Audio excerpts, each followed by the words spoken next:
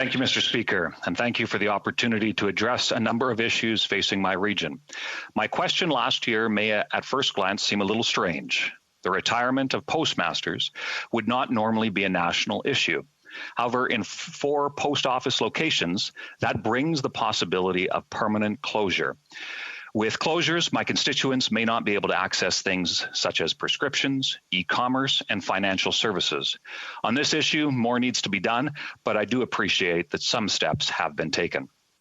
There are real concerns related to how this Liberal government treats rural Canada. Liberals' attitudes towards us is infuriating.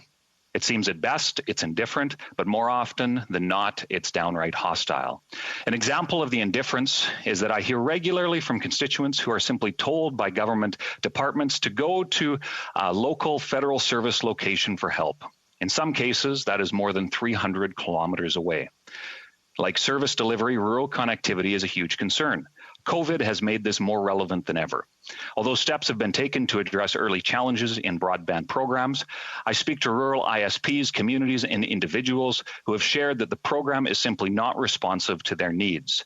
By failing to address this, it only adds to the division between rural and urban Canada at a time when there are already deep divisions across our country. That's where the hostility we face comes in. Rural Albertans are dealing with an unprecedented increase in crime, something the Liberals have failed to address. While the last Parliament voted to study the issue, the Liberals failed miserably on any follow-through. Liberals at their finest. While provinces attempt to take action, the revolving door of the justice system, weak penalties, troubling recidivism rates, an evolving gang culture, and increased illicit drug smuggling are significant issues that demand action and are compounded by economic uncertainty. Rural Canada, and specifically rural Alberta, feels left behind.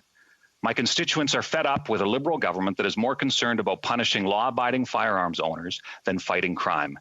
On that front, their policies are not only hypocritical, they are dangerous.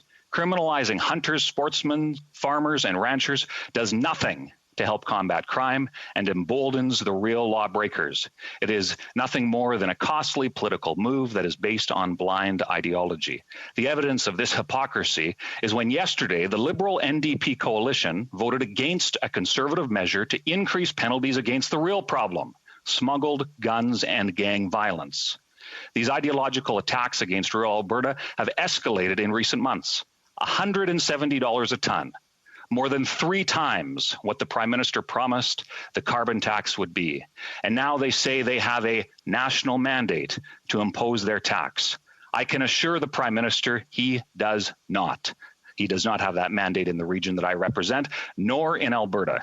It's not only bad policy and bad economics, it's fueling regional divisions that truly threaten to tear our country apart. The government, unfortunately, seems to be either ignorant to real issues or they are intentionally fueling divisions in our country for political gain. Thank you, Mr. Speaker. The Honourable Parliamentary Secretary to the Government House Leader. Yes, thank you, Mr. Speaker. I thought we were going to be talking